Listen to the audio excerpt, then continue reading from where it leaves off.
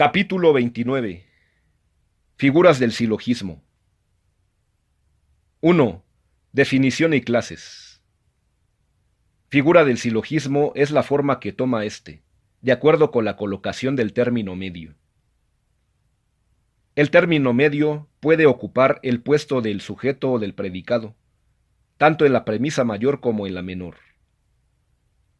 De aquí surgen, pues, 4 combinaciones posibles y solo 4, tal como se ilustra en los siguientes esquemas.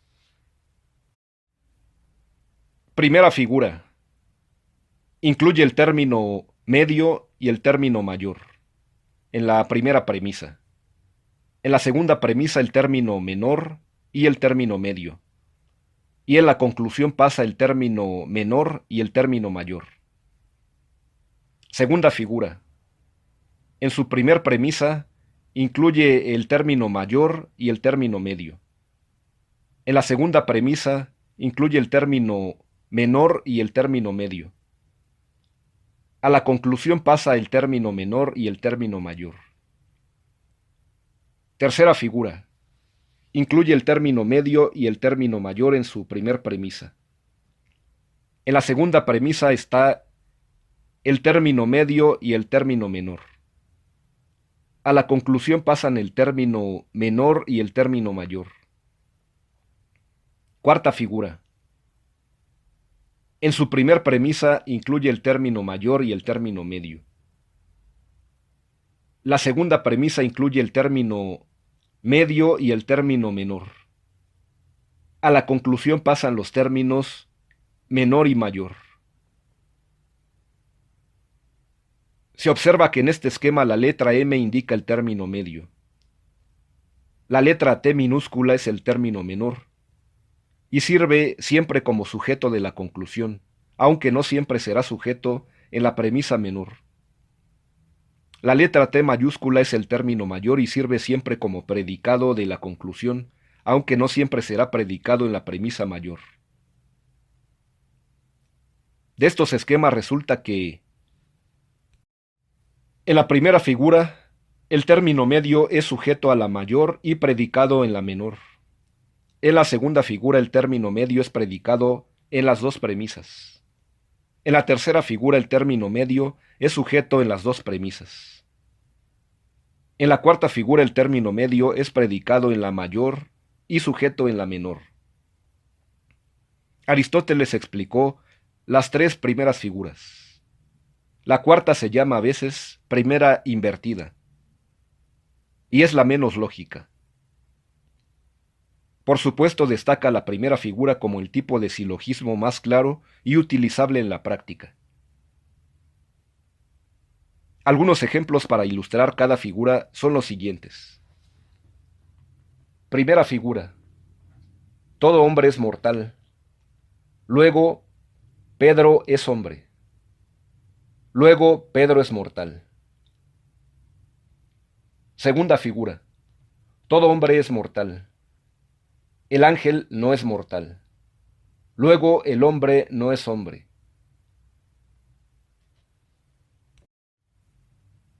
Tercera figura. Todo vicioso es miserable. Algún vicioso es rico. Luego, algún rico es miserable. Cuarta figura. Ningún pez es mamífero.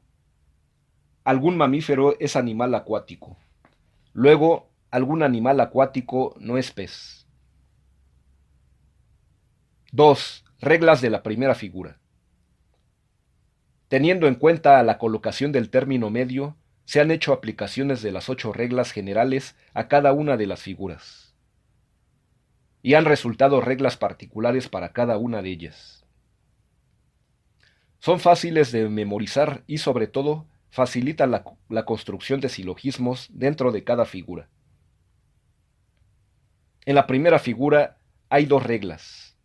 En esta se observa que el término medio y el término mayor están en la primera premisa, mientras que el término menor y el medio en la segunda, y en la conclusión los términos menor y mayor.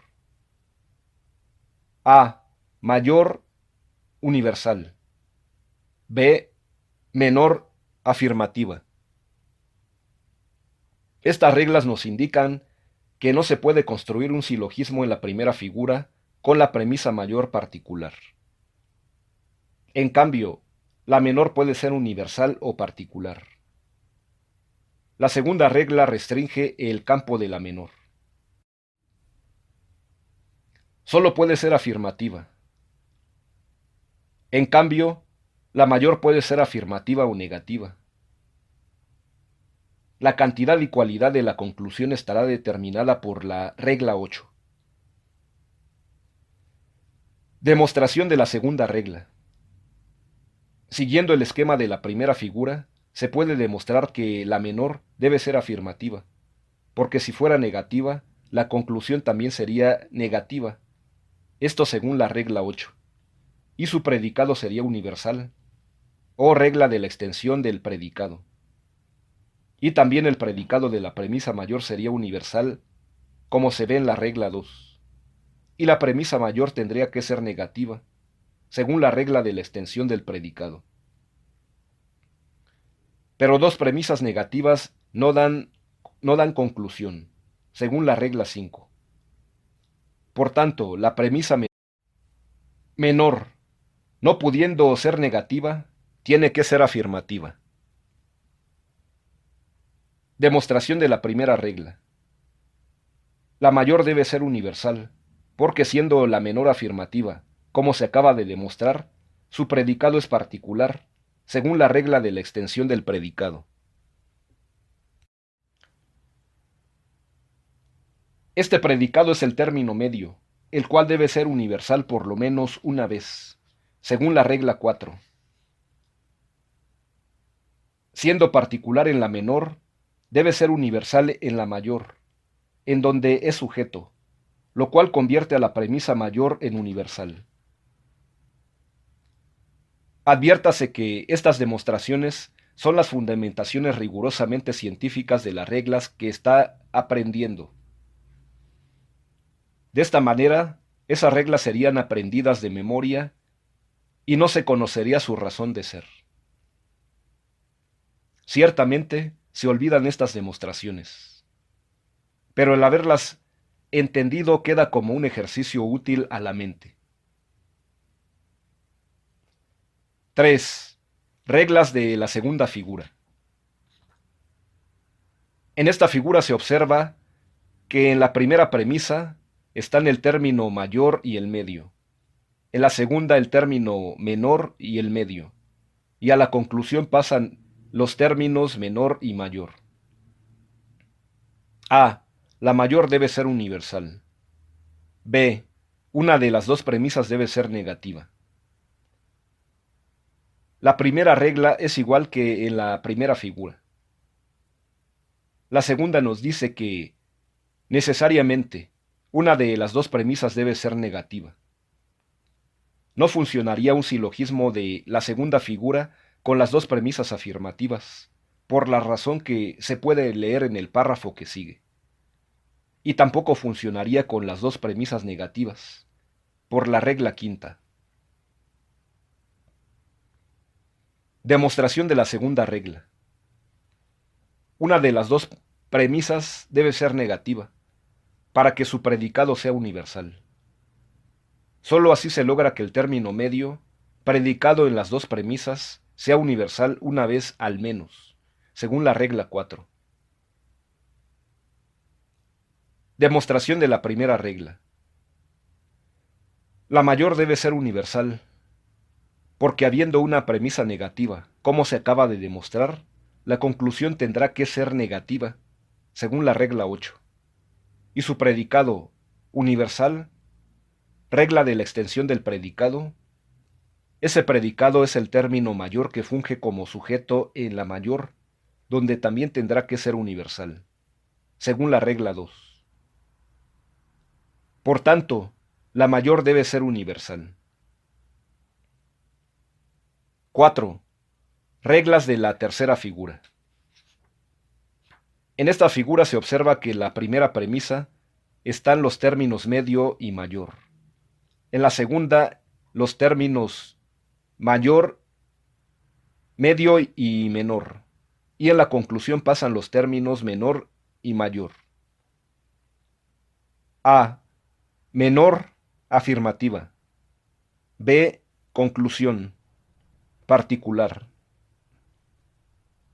La menor debe ser afirmativa y se demuestra como un procedimiento idéntico al de la primera regla de la primera figura. La conclusión debe ser particular porque siendo la menor afirmativa, su predicado es particular y debe pasar a la conclusión como sujeto particular, según la regla 2. 5. Reglas de la cuarta figura. En esta figura, en la primera premisa están los términos mayor y medio. En la segunda premisa, los términos medio y menor. Y en la conclusión están los términos menor y mayor. A. Si la mayor es afirmativa, la menor debe ser universal. B. Si la menor es afirmativa, la conclusión debe ser particular.